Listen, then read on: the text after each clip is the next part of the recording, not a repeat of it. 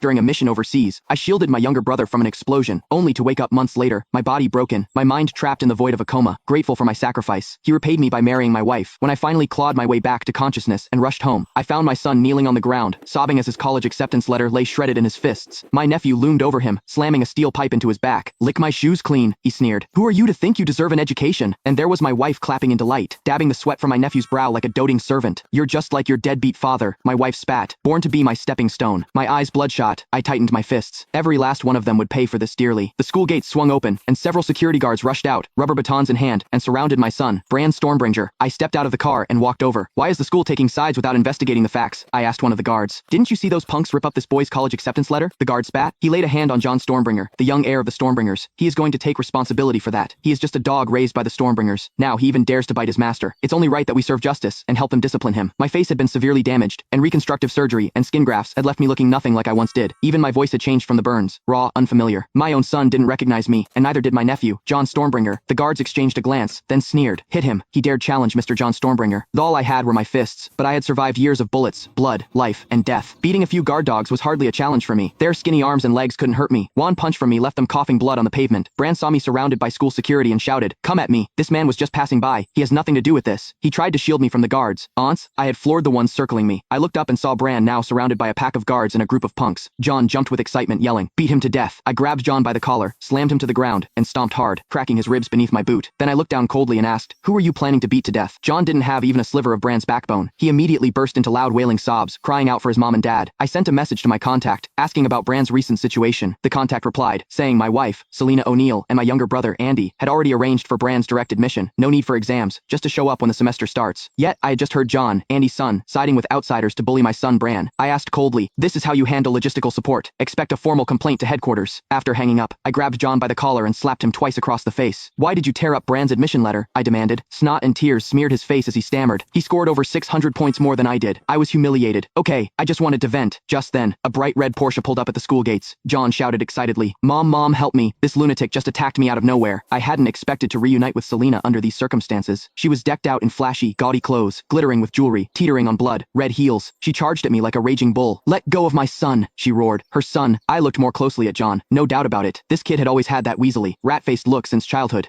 When had Jon become her son? I blocked her chubby hand as she tried to scratch at me, and she lost her balance, falling hard to the ground. "Useless," Jon muttered under his breath disdainfully. Then Bran stepped forward and helped her up, but Selena jabbed a stubby finger at Bran's forehead. "Can't you stop stirring up trouble? Why do you always have to pick on your little brother, huh? You have food on the table, books to read, and I get to enjoy the good life. All thanks to Andy, isn't it?" Selena snapped.